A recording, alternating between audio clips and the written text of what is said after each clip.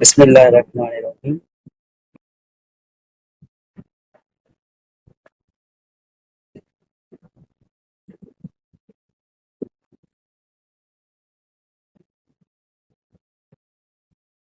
So இந்த பயான் எடுக்கப்பட்ட தேதி கொடுத்துருக்காங்க ஜூலை 1987.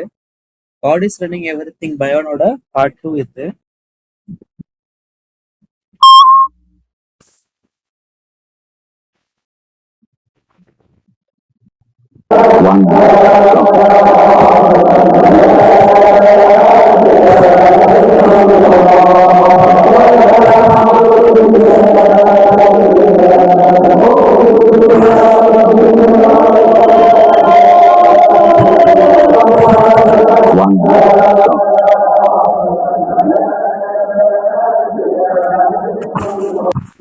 இந்த பேக்ரவுண்ட் என்ன சொல்றாங்கன்னா, வி வர்ஷிப் ஒன் காட், நம்ம ஒரு இறைவனை மட்டும் வணங்கக்கூடியவர்களாக நம்ம இருக்கோம். ஒரு இறைவன். அல்ஹம்துலில்லாஹ், அல்லாஹ் அக்பர்.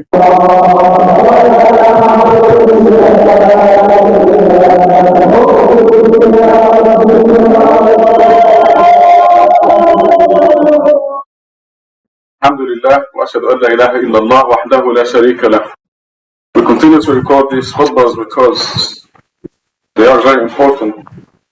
அல்ஹம்துலில்லாஹ் வ அஷ்ஹது அல்லா இலாஹா இல்லல்லாஹ் வஹ்தஹு லா ஷரீக லஹ். இந்த குத்பாக்கள் ரொம்ப முக்கியமான குத்பாவா இருக்கு. அதனால நம்ம தொடர்ந்து ரெக்கார்ட் பண்றோம் இந்த குத்பாஸை. Now I know what I'm going to talk about.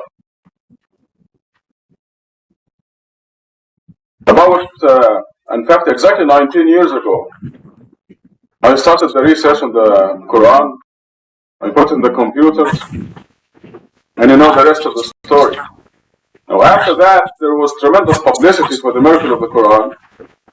We have not reached the conclusion that is causing all kinds of problems for the disbelievers, that we shall worship God alone, that we shall devote ourselves to Allah alone, and that we must uphold the Quran, the whole Quran, and nothing but Quran.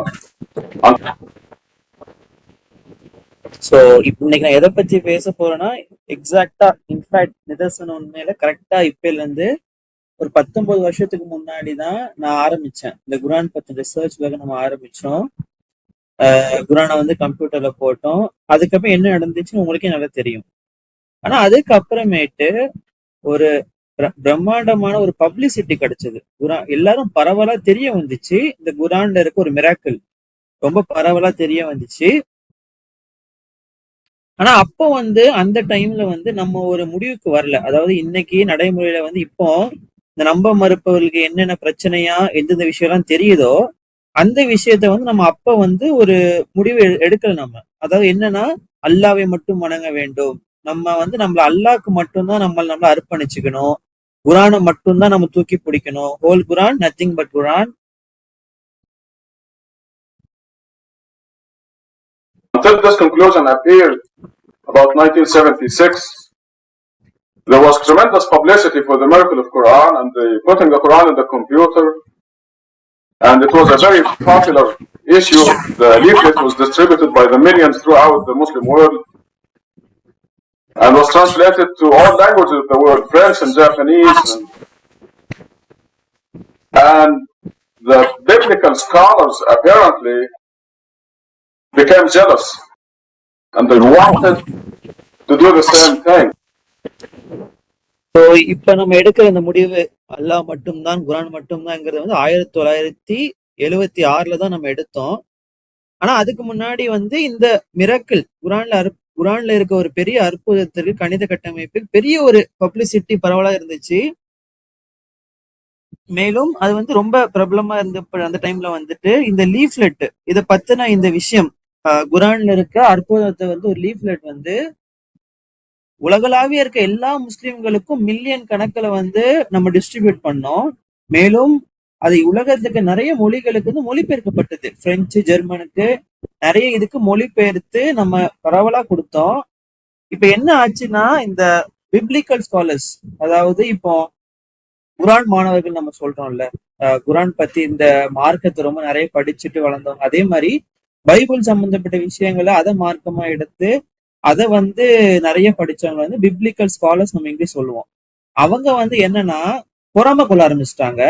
மேலும் அவங்களோட பைபிளையும் இந்த மாதிரி ஒரு விஷயம் இருக்குங்கிறத செய்யணும், அதை நம்ம காமிக்கணும், அவங்க ட்ரை பண்றாங்க. So they did organize a very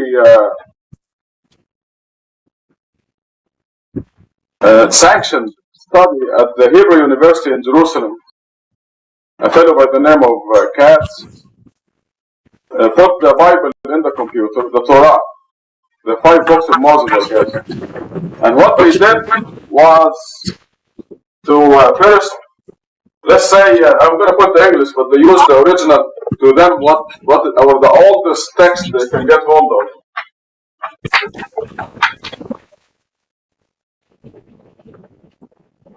so அவங்களுமே வந்து இந்த மாதிரி விஷயத்த நம்மளும் கொண்டு வரணும்னு சொல்லி அவங்க வந்து முயற்சி பண்றாங்க. அப்போ கிறிஸ்டியன்ஸ் என்ன பண்ணாங்க, அந்த டைம்ல வந்து ஒரு கூட்டமைப்பு வச்சு அபிஷியலா அப்ரூவ் பண்ணி எங்கன்னா ஹிப்ரூ யூனிவர்சிட்டி ஆஃப் ஜெருசலம் அங்க வந்து ஒரு ஆர்கனைஸ் ஒரு கூட்டணி ஒண்ணு பண்றாங்க.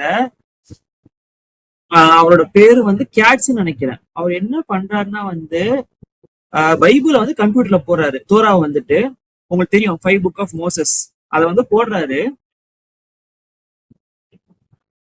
அவங்க என்ன பண்ணாங்க அப்படின்னா, அதை வந்து நான் வந்து இங்கிலீஷ்ல எழுதி காட்டுறேன் அப்படின்னு சொல்லி போர்ட்ல எழுதுறாங்க. But they used the original to them. What I did, the oldest they can get hold of. அவங்க வந்து இப்ப எழுதுறது இங்கிலீஷ்ல எழுதுறேன், ஆனா ஒரிஜினல் என்ன மொழியில இருந்ததோ அதை வந்து அவங்க போட்டு அவங்க ட்ரை பண்றாங்க. இல்லைன்னா ரொம்ப பழமையான டெக்ஸ்ட் எது எடுக்க முடியுமோ அதை எடுத்து அவங்க ட்ரை பண்றாங்க. In the beginning, this is how the book of Genesis begins. What they did was take every second letter. I think they started with every 7th letter. 1, 2, 3, 4, 5, 6, 7. 1, 2, 3, 4, 5, 6, 7. So they took every 7th letter, put all these letters together and tried to get meaningful words or sentences out of them. That didn't work. So, இப்போ Genesis book of Moses Torah வந்து எப்படி ஆரம்பிக்கும்னா, இந்த beginning அப்படிதான் அதுதான் ஆரம்பிக்கும். அதை எழுதிட்டு அவங்க என்ன பண்றாங்கன்னா, அதுல இருக்க 2வது எழுத்தை வந்து எடுக்கிறாங்க. அவங்க இந்த மாதிரி ட்ரை பண்றாங்க. இது 2வது எழுத்து இல்ல, 7வது எழுத்துன்னு நினைக்கிறேன். 1, 2, 3, 5, 6, 7 7வது எழுத்து எடுக்கிறாங்க. இந்த மாதிரி 7வது எழுத்தை எடுக்கிறாங்க. எடுத்து பண்ணி பாக்குறாங்க. என்ன பண்றாங்கன்னா, இந்த மாதிரி வார்த்தைகளை எடுத்து ஏதாச்சும் ஒரு அர்த்தமுள்ள வார்த்தை வருதா, இல்ல அர்த்தமுள்ள வாக்கியம் ஏதாச்சும் வருதா நம்ம ட்ரை பண்ணி பாக்குறாங்க பைபிளை வச்சு. ஆனா அது வரல. So they took every 8th letter and that didn't work. 7வது லெட்டர் ட்ரை பண்ணாங்க, எதுவும் அர்த்தமான வார்த்தைகள் வரல. அதுக்கப்புறம் 8வது லெட்டர் எடுத்து பண்ணாங்க, 8வது வார்த்தை எடுத்து பண்ணாங்க, அதுக்கும் அர்த்தம் வரல. சோ இப்படியே அவங்க ட்ரை பண்ணிட்டே இருக்காங்க. ட்ரை பண்ணி ஏதோ இடத்துல வந்து தோராங்கிற வேர்டு வந்து வந்துருச்சு. And they kept going on until they got to some number and they found the word Torah.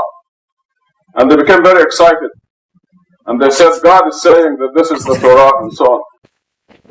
They found words like Elohim, Jerusalem, Holocaust. But these words were formed from the letters that they extracted from the text, the original text of the Bible. Last night, Larry King had a professor at the University of California, San Diego. His name was Richard Elliott Freeman. His book is now in the market and they're making a big noise about it. The book is entitled Who Wrote the Bible? இந்த மாதிரி try பண்ணிட்டே இருக்காங்க. அப்ப ஏதோ time வந்து அவங்களுக்கு தோரான word வந்துருச்சு. அப்ப ரொம்ப உற்சாகமாயிட்டு என்ன சொல்றாங்கன்னா, ஓகே, கடவுள் வந்து தோராங்கிறது சொல்றாங்க அப்படின்னு சொல்லிட்டு ஒரு அர்த்தத்தை கொண்டு வராங்க. அப்ப இந்த மாதிரி அவங்க ட்ரை பண்ணி வந்து ஒரு சில வேர்டை வந்து எடுக்கிறாங்க, அர்த்தமுள்ள வேர்டை கொண்டு ட்ரை பண்றாங்க. இலாயும் அப்படின்னா அந்த மொழியில வந்துட்டு கடவுள்னு அர்த்தம். ஜெருசலம், ஹோலோகாஸ்ட், இந்த மாதிரி அர்த்தமுள்ள வார்த்தைகளை வந்து எடுத்து ட்ரை பண்றாங்க. அந்த மாதிரி வார்த்தைகள் வருது, ட்ரை பண்ண வந்துருது. But these words were formed in the letters that they extracted from the text, the original text of the Bible.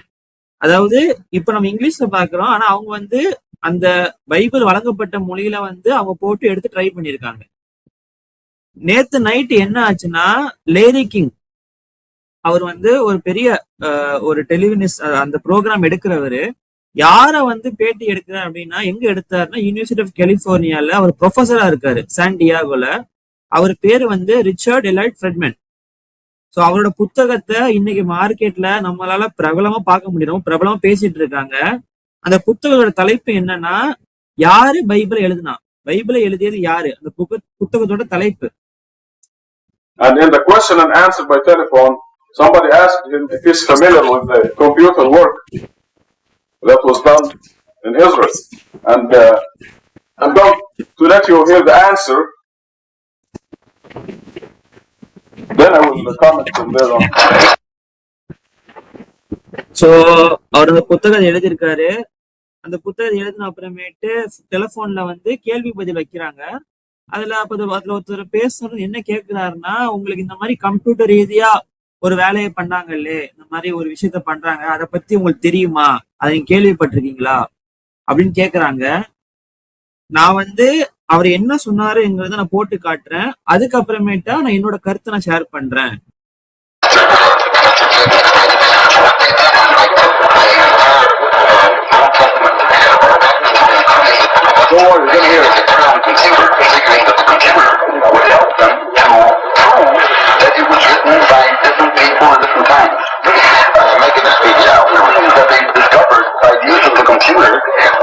The chances of the Bible being written by mortal man is only one chance out of 1,300,000. Sure. I'm familiar about it. There have been two of these computer studies in recent years that supposedly prove that the Bible is all by God or all by one person and so on. These are nonsense. They are bogus. They are a disgrace to statistics. In simplest terms, what their system was, they counted every seventh letter of the Bible to see if it spelled out any words. It didn't work, so they tried every eighth letter and so on. And finally, on a certain, I think it was every 17th letter, it came out every now and then spelling out the word. As it happens, the word they got was Torah. 3 of the 4 letters of Torah are the 3 most common letters in the Hebrew language. And so they said, statistically, my God, how could this have happened that it keeps out spelling Torah? It is nonsense. You can do this with any book, the same process. You count every 14th letter of the Bible, and it'll spell out Paul McCartney is dead. Okay. This is true. இந்த ரெக்கார்ட்ல என்ன சொன்னாங்க, அவர் என்ன பேசினாங்க நான் சொல்லிடுறேன். அவர் என்ன சொல்றாரு அப்படின்னா, யாருன்னா ரிச்சர்ட் ஃப்ரெட்மேன் இன்டர்வியூ எடுக்கிறவர் என்ன சொல்றாருன்னா, ஆமா நீங்க கேட்ட கேள்விக்கு நான் கேள்விப்பட்டிருக்கேன், அந்த கம்ப்யூட்டர் ஒர்க்கை பத்தி நான் கேள்விப்பட்டிருக்கேன். அந்த மாதிரி 2 விஷயம் இந்த ரீசெண்ட் இயர்ஸ்ல வந்து 2 விஷயம் நடந்திருக்கு. அதுல என்ன ப்ரூவ் பண்றாங்கன்னா, ஒண்ணு பைபிள் வந்து கடவுளால மட்டுமே எழுதப்பட்டிருக்கு, or all by one person, இல்லைன்னா ஏதோ ஒருவரால வந்து மட்டுமே எழுதப்பட்டிருக்கு. அந்த மாதிரி நிறைய கருத்துக்களை சொல்றாங்க. ஆனா அவங்க சொல்ற இந்த விஷயமே வந்து ஒரு அர்த்தம் இல்லாதமா இருக்கு. தேர் போகஸ். அது வந்து ரொம்ப போலியா இருக்கு. இவங்க சொல்ற இந்த மாதிரி நம்பர்ஸ் எடுத்து பண்றாங்களே, இந்த மாதிரி 1 2 3 எடுத்து பண்றாங்க, ட்ரை பண்ணி பண்றாங்க. அது அந்த ஸ்டாட்டிஸ்டிக்ஸ்க்கே ஒரு பெரிய ஒரு அசியமா இருக்கு. இன்னும் ரொம்ப சிம்பிளா சொல்லணும்னா, இந்த சிஸ்டம் எப்படி இருக்குன்னா, அவங்க ஃபர்ஸ்ட் பைபிள்ல 7வது எடுத்து பண்ணாங்க. To see if it is spelled out any words, ஏதாச்சும் வந்து அர்த்தமுள்ள வார்த்தையை வந்து அவங்க ட்ரை பண்ணி பாக்குறாங்க, அது வரல. அதுக்கப்புறமேட்டா 8வது எடுத்து பண்றாங்க, அதுவும் வரல. அப்போ இதே மாதிரி ட்ரை பண்ணி ஐ திங்க் சர்டைன்லி வந்து 17வது இடத்துல இருக்க எல்லா இடத்தையும் எடுத்து பண்ணும்போது ஒரு அர்த்தமுள்ள வார்த்தை வந்து வந்துருது. ஒரு வார்த்தையை வந்து சொல்லுது. அந்த வார்த்தை வந்து தோரா. ஆனா இப்படி நம்ம இதை வந்து நம்ம கணித ரீதியா ஸ்டாட்டிஸ்டிக்ஸா நம்ம பார்த்தோம்னா, தோரால வந்து 4ல் 3 எழுத்து தோராக்கான வேர்டாவே இருக்கும். அந்த தோரா அந்த எழுத்தோட உச்சரிப்பு ஸ்பெல்லிங் 4ல் 3 எழுத்து தோரா வர வேண்டிய தோரால இருக்க அந்த எழுத்துக்களே இருக்கும் போது அது ரொம்ப காமன் தானே. அது எப்படி ஒரு பெரிய நம்ம அற்புதமா எடுக்க முடியும்? ஸோ ஸ்டாட்டிஸ்டிக்கலா சொல்ல போனோம்னா இது வந்து ஒரு இட்ஸ் நான்சென்ஸ். அது ஒரு பெரிய, அது வந்து எப்படி சொல்றது, ஒரு அர்த்தமில்லாத விஷயம். இந்த இதே வந்து நீங்க எந்த புத்தகத்துல பண்ணாலும், பைபிள் இல்ல எந்த புத்தகத்துல நீங்க பண்ணாலுமே இந்த மாதிரி ஈஸியா ஒரு வார்த்தைகளை கொண்டு வர முடியும். இல்லைன்னா இன்னும் தெளிவா சொல்ல போனோம்னா, இதே பைபிள்ல 14வது எழுத்து எடுத்து நீங்க எண்ணீங்கன்னா 14 எண்ணினீங்கன்னா அதுல வந்து பால் மக்கார்னி இஸ் டெட், பால் மக்கார்னி இறந்துட்டாரு அப்படின்ற மாதிரி கூட உங்களால வார்த்தை கொண்டு வர முடியும். ஓகே அப்படின்னு சொல்றாங்க. As you see now, what I'm trying to tell you in this khutbah is that we have the real thing. ஆனா இப்ப நான் இங்க என்ன சொல்ல வரேன் அப்படின்னா, நம்ம கிட்ட இருக்க இந்த புத்தகம் குரான் வந்து உண்மையான விஷயம். These people tried, they put the Bible in the computer and they tried all kinds of things. Now they're taking every 7th letter, every 8th letter and so on. In the Quran, the discovery that came out of this mosque, we have no choice. We cannot manipulate the data. We have 2 verses initial with the letter Q. We didn't choose Q. The author of the Quran, Almighty Allah, chose Q. And there are 2 chapters initiated with Q. One is chapter 42, the other chapter 50. You count the letter Q, which is dictated on us. We did not choose it. In chapter 42, and you have 57 Qs.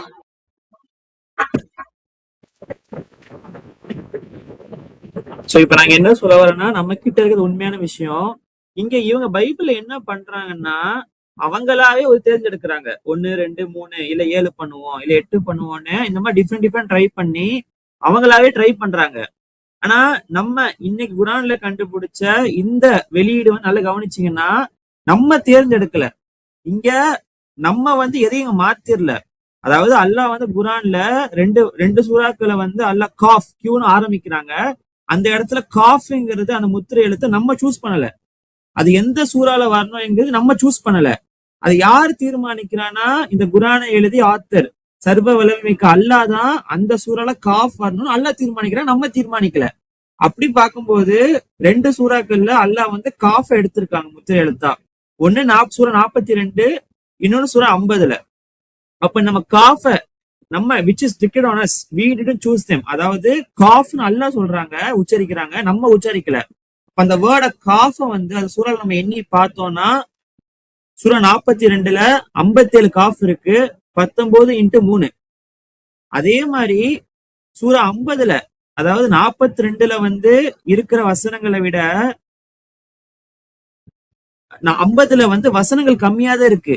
ஆனா வசனங்கள் கம்மியா இருந்தாலும் அங்க வர காஃபோட எண் வந்து 57 தான். வசன நம்பர் குறைஞ்சாலுமே காஃப் அங்க குறைஞ்சிடல, அங்கேயே 57 காஃப் தான் இருக்கு. 19 × 3. 19 times 3. You count the letter Q in chapter 50, which is half as long as 42, and you also get the same number, 57, which is 19 times 3. There is one chapter initiated with the letter N. We didn't choose the letter N. There is no chance of manipulating or haphazardly looking for anything. And you count the letters in this chapter, the letter N in this chapter, and you have 133. 19 times 7. There are 3 chapters initiated with the letter S, the heavy S, a capital S, Sad. And you count this letter. There is no question about the letter. Q or N or S, they're very clear letters. And in the chapters initiated with S, you count this letter, and you find 152 S's, which is 19 times 8. There is no manipulation here. We have the real thing. We have proof that every letter in Quran, every word, was mathematically composed beyond human intelligence. This is a supernatural composition. So அதே மாதிரி இன்னொரு சூறால வந்து letter என் நூன்ல வந்து அல்லாஹ் ஆரம்பிக்கிறாங்க. அங்க வந்து நம்ம choose பண்ணல. இந்த இடத்துல வந்து நம்ம எதையும் மாத்திரவோ இல்ல எதுவுமே எதிர்ச்சியா நடந்த விஷயமோ கிடையாது. இப்ப இந்த சூறால நம்ம நூனை லெட்டர் என்ன எண்ணி பார்த்தோம்னா மொத்தம் 133 நூன் இருக்கு, 19 × 7. அதே மாதிரி 3 சூறாக்கள்ல இந்த லெட்டர் எஸ், சாது ஹெவி எஸ், அந்த சாதை வந்து நம்ம எண்ணி பார்த்தோம்னா இந்த எழுத்தை குறித்து எந்த விதமான கேள்வியும் இல்லை. ஓ காஃப் வருமா நூன் வருமா, இல்ல சாது டவுட்டே இல்ல. நல்லா சாது நல்லா கொடுத்துட்டாங்க, ரொம்ப கிளியரா கொடுத்துருக்காங்க. அப்ப எந்தெந்த சூறாலாம் இந்த முத்திரை எழுத்து சாதுல ஆரம்பிங்க எண்ணி பார்த்தோம்னா 152 சாது இருக்கு. 19 நல்லா தெரியுதுங்க. நம்ம எதையும் நம்ம மாத்திரல. நம்ம கிட்ட இருக்கிற இந்த விஷயம் வந்து அற்புதம் உண்மையானது. இப்ப நம்ம கிட்ட அதுக்கான ப்ரூஃப் இருக்கு. குரான்ல இருக்க ஒவ்வொரு எழுத்துமே ஒவ்வொரு வார்த்தையுமே கணித கட்டமைப்புல மனித அறிவுக்கு அப்பாற்பட்டு இருக்கு. சூப்பர் நேச்சுரலா இருக்கு.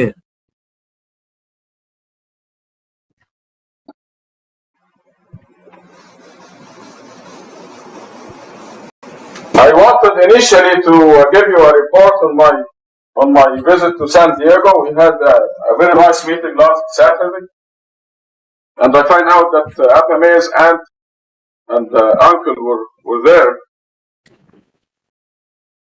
I presented to them, we discussed with them the miracle of Quran, and there was one person, an objector who came from some other camp, and I pointed out these things to him, that we have no chance of manipulating the Quran, because we did not choose the U or the S or the N. And I asked him to explain how come all these are consistently multiples of 19. We have 7 chapters, initials with HM. 7 chapters. And you count these initials in the 7 chapters and you have 2,147. Or 19 times 113.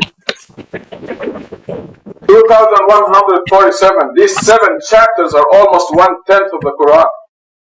And if you have 1 extra H or 1 extra M,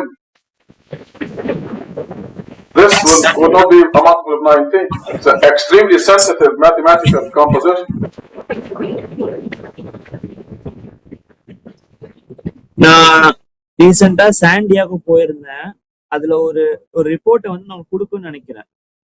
ஒரு நல்ல meeting நம்ம போன சனிக்கிழமை நம்ம வச்சிருந்தோம். அங்க வந்து நான் என்ன பிரசன்ட் பண்ணேன்னா, குரான்ல இருக்க இந்த அற்புதத்தை வந்து நான் பிரசன்ட் பண்றேன். அதுல ஒரு நபர் வந்து அதை ஏற்க மறுக்கிறாரு. அவர் வேற ஏதோ கேம்ப்ல வந்திருக்காரு போல, ரொம்ப ஏற்க மறுத்தாரு. நான் இந்த விஷயத்த அவரை நோக்கி நான் சொன்னேன், இந்த இடத்துல வந்து இந்த குரான்ல எது நம்ம மாத்துறதுக்கு நம்ம எதுவுமே பண்ணல. ஏன்னா இந்த இடத்துல நம்ம வந்து காஃப், சாது, நூன், கியூ, எஸ், என் நம்ம வந்து தேர்ந்தெடுக்கல. ஒரு சூறால எந்த எழுத்து என்னன்னு நம்ம தேர்ந்தெடுக்கல. நல்லா கவனிக்கணும். மேலும் அவரை நான் கேட்டேன், இது எப்படி எல்லா இடத்துலயுமே வந்து ஒரு இடத்துல கூட மிஸ் ஆகாம எல்லாமே 19 பெருமடங்கா இருக்கு, 19 வகுக்கூட நம்பரா இருக்கு அப்படின்னு நான் கேட்டேன். 7 சூறாக்கள்ல வந்து ஹாமீம் ஹெச்எம்னு வருது. 7 சூறாக்கள்ல அந்த 7 சூறாக்கள் நம்ம எண்ணி பார்த்தோம்னா அந்த ஹாமீம் வந்து மொத்தமா 2147 இருக்கு. 19 இன்டூ 113 இருக்கு. இந்த 7 சூறாக்கள் மட்டுமே குரான்ல 10ல ஒரு பங்கு இருக்கு இந்த ஹாமீம். சோ அப்ப இந்த இடத்துல கவனிச்சோம்னா ஒரு ஹாம் இல்ல ஒரு மீம், ஒரு எச்சோ ஒரு எம்மோ வந்து எக்ஸ்ட்ரா ஆயிடுச்சுன்னா 19ல கண்டிப்பா மல்டிப்ளை ஆகாது.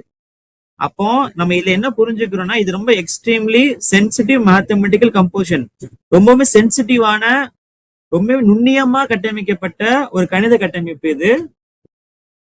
இன்ஷா அல்லாஹ் தொடர்ந்து பார்ப்போம். மாஷா அல்லாஹ், குவத்த இல்லா பில்லா, அல்ஹம்துலில்லாஹ், அஸ்ஸலாமு அலைக்கும்.